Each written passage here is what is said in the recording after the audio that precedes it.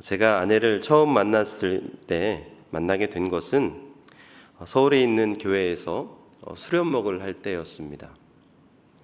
아내는 조금 나이가 있는 청년이었는데 제 눈에는 참 예뻐 보였습니다. 특히 청년인데 새벽 예배까지 빠지지 않고 신앙생활을 열심히 하는 모습이 참 사목감이구나라는 생각을 했습니다. 그렇게 관심을 가지고 있었는데 담임 목사님께서 제 마음을 어떻게 하셨는지 소개를 시켜주셨습니다. 그렇게 아내와 교제를 하게 되었는데요. 만날 때마다 저를 전도사님 이렇게 불러서 참 불편했습니다. 그래서 먼저 호칭을 바꾸도록 했습니다. 밖에서 만날 때는 전도사님이라고 부르지 말고 오빠라고 불러달라고 말입니다. 호칭이 편해야 좀 더 가까워질 수 있다고 생각을 했습니다. 그렇게 호칭을 바꾸고 나니 조금 시간이 지났을 때 자연스럽게 손을 잡게 되었습니다. 처음 손을 잡는데 어쩌나 심장이 쿵쾅쿵쾅 뛰는지 또 손에 땀이 나든지 참 많이 설레었던 기억이 있습니다. 고등학교 때 은사 선생님이 연애학 강의를 하시면서 손을 잡으면 그 사람과 꼭 결혼해야 한다는 이상한 논리를 펴신 적이 있습니다. 이유는 선생님께서 자신의 아내를 만났을 때 처음 손을 잡기까지 오랜 시간이 걸렸는데 손을 잡고 나니 포옹하고 또 이렇게 키스까지 가는데 얼마 걸리지 않더라는 것이었습니다. 저는 경험해보지 않았기에 그 말뜻이 무엇인지 잘 몰랐는데 저희 아내를 만나고 나니 그 말이 조금 이해가 갔습니다.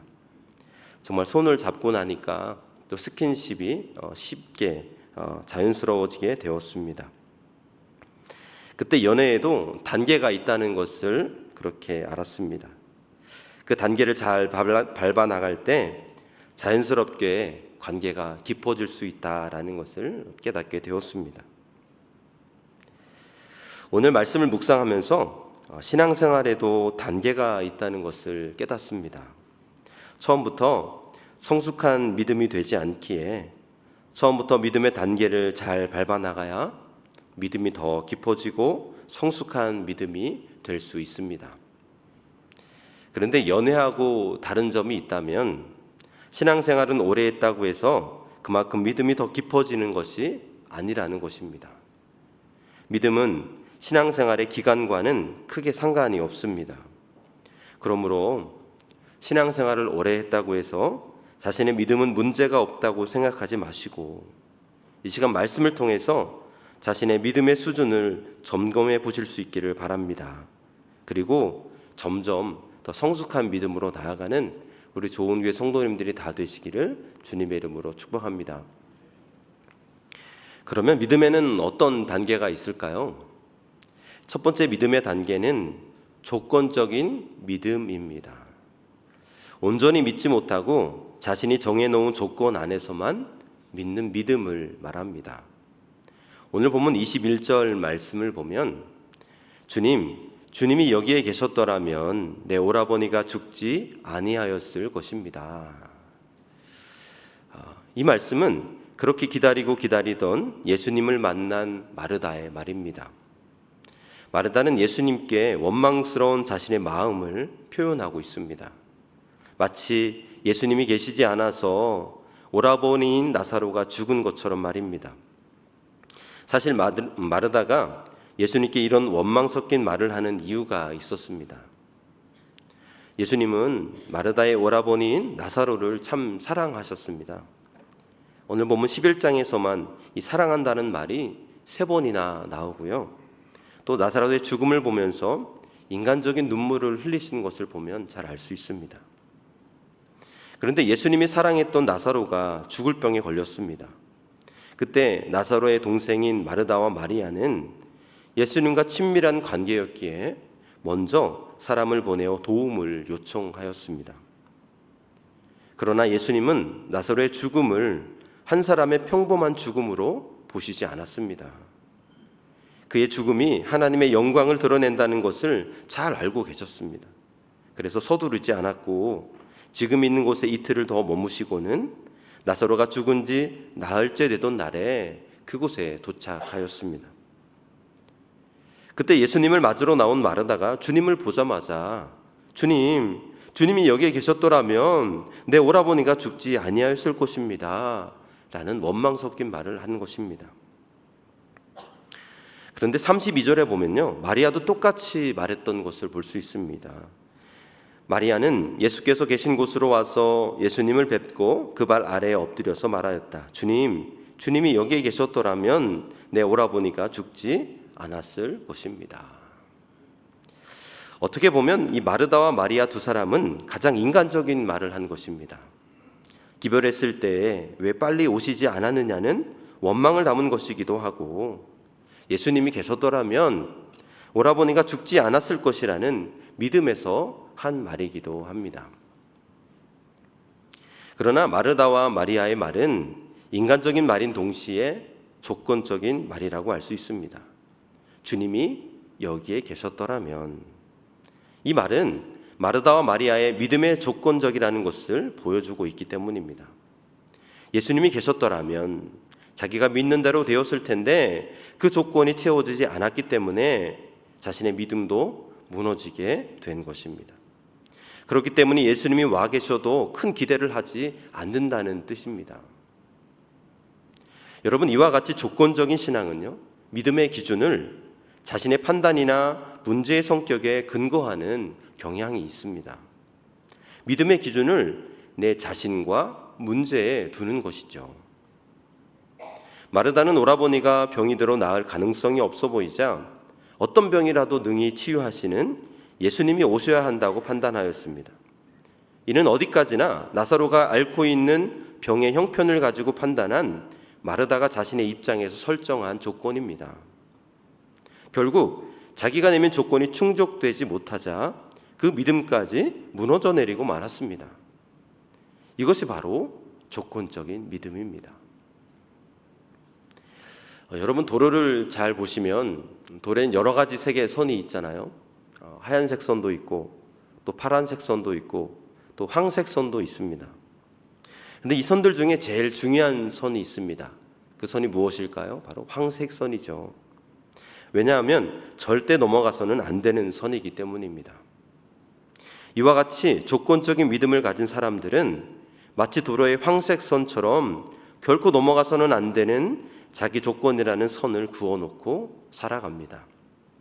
그리고 그 선 안에서만 믿으려고 할 뿐, 그 선을 벗어난다 싶으면 믿지 않습니다. 이렇게 자기 조건을 가지고 신앙의 기준을 결정하기 때문에 하나님의 능력을 제한하게 되고 경험하지 못하는 것입니다. 이것이 바로 조건적인 믿음을 가진 사람들의 맹점이며, 그 맹점은 바로 신앙의 근거를 예수님이 아닌 자신에게 두고 있는 것입니다. 이에 반해 누가복음 7장에 보면 백부장의 믿음이 나옵니다. 이 백부장의 믿음은 마르다와는 다른 믿음을 보여주고 있습니다. 백부장은 그가 사랑하는 종이 병들어 죽게 되자 처음에는 사람을 보내어 예수님께 와달라고 요청을 합니다. 하지만 조금 후에 자기 친구들을 보내어서 오시지 말라면서 이렇게 말합니다. 누가복음서 7장 6절에서 7절 말씀인데요. 주님, 더 수고하실 것 없습니다. 저는 주님을 내 집에 모셔드릴 만한 자격이 없습니다. 그래서 내가 주님께로 나아올 엄두도 못 냈습니다. 그저 말씀만 하셔서 내 종을 낫게 해 주십시오. 백부장은 자신의 믿음의 근거를 어디에 두고 있습니까? 전능하신 하나님, 온 우주의 주인이신 하나님의 아들, 모든 인간의 병을 고치시는 예수 그리스도에게 두고 있습니다. 백부장은 예수 그리스도라는 인격에 자기 믿음 전체를 담고 그분을 온전히 의지하였습니다. 따라서 주님이 오셔야 된다는 조건을 내걸 필요가 없었습니다. 주님이 말씀만 하시면 자기 종이 낫겠다고 믿은 것입니다. 백부장은 하나님이 누구신지를 바로 알았고 자신의 지식이나 선입관이 아닌 오직 하나님께 자기 믿음의 근거를 두었던 것입니다. 그런데 마르다는 믿음의 근거를 자기 판단에 두고 있었기 때문에 예수님이 옆에 계셔야 한다는 기준에서 그분을 찾았습니다. 결국 자기가 원하는 대로 예수님이 오시지 않자 예수님이 오셔도 소용없다는 절망감 아래 믿음도 무너지게 된 것입니다. 사랑하는 성도 여러분, 나의 믿음은 어떻습니까? 예수님께 신앙의 뿌리를 두고 있습니까?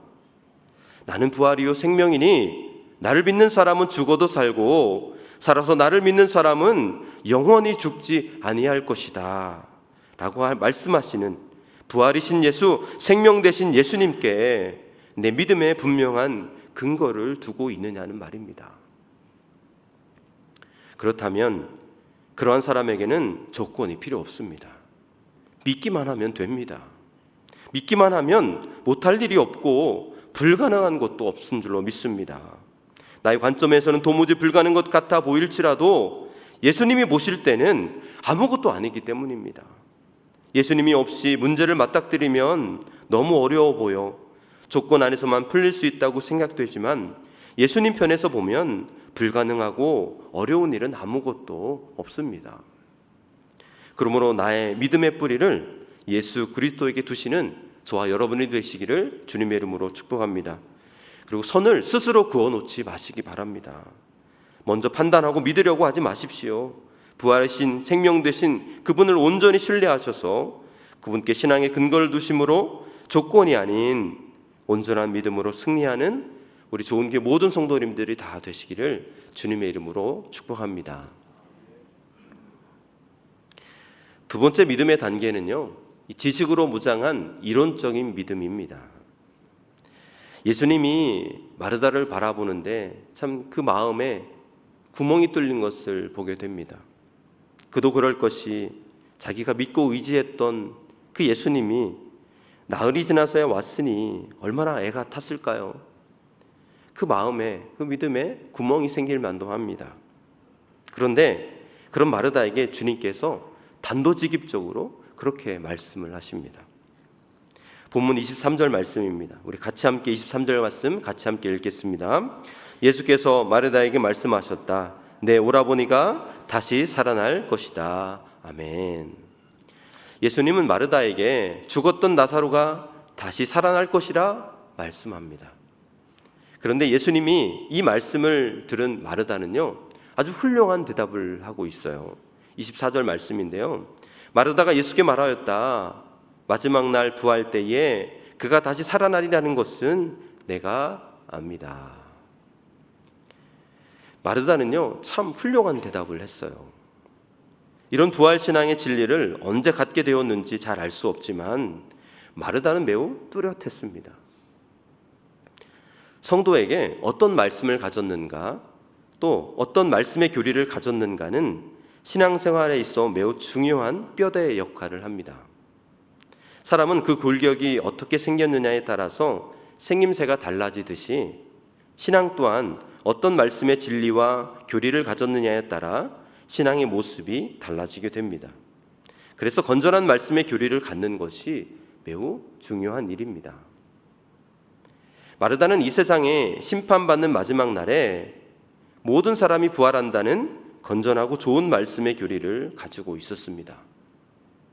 그런데 이상한 것은요, 이 나사로에 관련해서는 그 말씀의 영향을 받지 못하는 것을 볼 수 있습니다.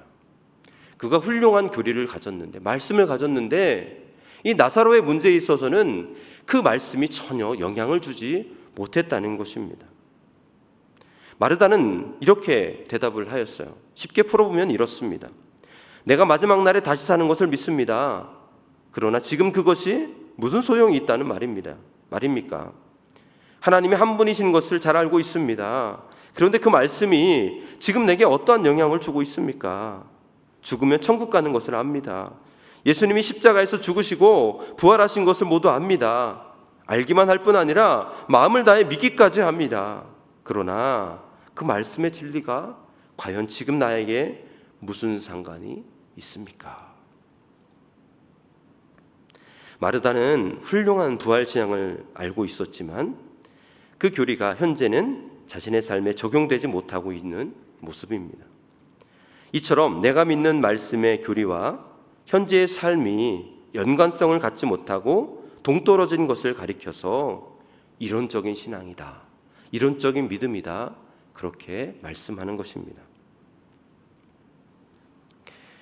미국 뉴욕을 가면 라가디아라는 공항이 있습니다. 이 라가디아 공항은 뉴욕 시장을 두 번이나 지은 이 라가디아의 이름을 따서 만든 공항입니다. 이 라가디아는 참으로 훌륭한 일을 많이 하였던 것 같아요. 그래서 그의 이름을 따서 공항을 만들게 된 것입니다. 그가 판사 시절 때의 일이었습니다. 거지 노인이 남의 가게에서 빵을 훔친 죄에 대한 재판을 받게 되었는데요. 그 노인의 죄에 대하여서 $50의 벌금형 판결을 내리게 되었습니다. 그러나 노인에게는 단 $5도 가진 것이 없었습니다. 이에 이 라가디아 판사는 모자를 벗어 손에 들고 법정의 방청객들을 향하여 나아갔습니다. 그리고 그 노인이 배가 고파서 빵을 훔친 것은 이웃을 내 몸처럼 사랑하지 못한 우리의 잘못도 있으니 이 노인의 벌금을 낼 수 있도록 여러분이 도와달라라고 호소하였습니다. 그렇게 그러자 금방 $80라는 돈이 모여졌고요. 그 벌금을 $50로 벌금을 내고 또 $30는 그 할아버지에게 주게 되었습니다. 이 소문이 널리 퍼지게 되었고 라가디아는 인기를 얻어 얼마 후에 뉴욕 시장에 당선이 되었습니다. 그가 시장을 연임하면서 뉴욕시는 크게 발전했고 그래서 그를 기념해 라가디아 공항을 만들게 되었다는 것입니다. 여러분, 이 라가디아는요, 하나님 사랑과 이웃 사랑에 대한 참 좋은 말씀의 교리를 가지고 있었습니다. 그리고 그뿐만 아니라 그 삶을 잘 살아냈습니다. 그의 신앙은 이론적인 신앙에서 그치지 않았던 것이죠. 사랑하는 성도 여러분, 내가 알고 있는 말씀이 지금 나의 현실의 삶에 연결되어 있기를 간절히 바랍니다. 내가 믿는 예수 그리스도와 현실의 내 생활이 깊이 연결되어 있기를 바랍니다. 그러므로 아는 것과 삶이 별개로 움직이는 것이 아니라 믿는 것과 현실이 따로 움직이는 이론적인 신앙, 즉 죽은 신앙이 아니라 지식과 삶이 연결되어 있는 그런 살아있는 신앙이 다 되시기를 주님의 이름으로 간절히 축복합니다. 세 번째 믿음의 단계는 능력을 동반하는 체험적인 믿음입니다. 여기서 이 체험이라는 단어를 오해하지 말아야 합니다. 기도할 때 무엇을 느꼈다든지 무엇인가를 보았다든지 꿈을 꾸었다든지 하는 그런 체험을 의미하는 것이 아닙니다. 여기서 말하는 체험은 아는 것과 믿는 것이 하나 되는 것을 말하는 것입니다. 그러니까 체험적인 믿음은 신앙과 삶이 분리되는 것이 아니라 그것이 하나 되는 것을 말하는 것이죠. 나사로의 무덤에 가신 예수님이 마르다를 보고 돌을 옮겨 놓으라고 말씀하셨습니다. 그러자 마르다가 주님, 죽은 지가 나흘이나 되어서 벌써 냄새가 납니다 라고 불만을 토로했습니다. 이때 주님이 참으로 중요한 말씀을 마르다에게 하십니다. 본문 40절 말씀인데요, 제가 읽어드리겠습니다. 예수께서 마르다에게 말씀하셨다. 내가 믿으면 하나님의 영광을 보게 되리라고 내가 내게 말하지 않았느냐. 이 말씀이 바로 체험적인 신앙을 나타내는 말씀입니다. 나사로가 병들었다는 말을 들으신 예수님은 그의 죽음이 하나님의 영광을 나타낼 것이라고 말씀하셨습니다. 여기서 하나님의 영광이 무엇일까요? 하나님의 영광은 바로 죽은 자가 다시 살아나는 것을 뜻합니다. 하나님의 영광이 가득한 생명의 권세가 사망의 권세를 정복하는 것입니다. 그러므로 너가 믿으면 죽은 자가 다시 살아나고 걸어 나오는 그 하나님의 영광을 볼 것이라고 말씀하는 것입니다. 위에서 예수님이 하신 말씀을 자세히 풀어보면 이렇습니다. 마르다야, 너는 잘 믿지 않는구나. 내 믿음은 참 이론적이구나. 그러나 내가 바로 믿으면 하나님의 영광을 보리라. 너의 오라버니가 다시 살아나오는 것을 보게 될 것이야 라고 하는 말씀인 것입니다. 여기 아주 믿음의 중요한 특징 하나가 등장합니다. 그것은 바로 믿는 것이 먼저라는 사실입니다. 그리고 보는 것은 그 다음입니다. 내가 믿으면 하나님의 영광을 보리라. 이것이 체험적인 신앙입니다. 믿으면 보게 되는 것이 기독교의 진리인 것이죠. 세상에 많은 사람들은 먼저 보여달라고 합니다. 그러면 믿겠다고 합니다. 그러나 기독교 신앙은 철저하리 많지. 먼저 믿어라. 그리하면 보게 될 것이다. 대개 성도들에게 천국이 무엇이냐고 물어보면 우리가 죽어서 가게 되는 영원한 하나님의 나라가 아닌가요? 그렇게 대답을 합니다. 여러분은 어떻게 생각하십니까? 그러나 그것으로 끝이 아니죠. 천국이 저 멀리에만 있는 것이 아닙니다.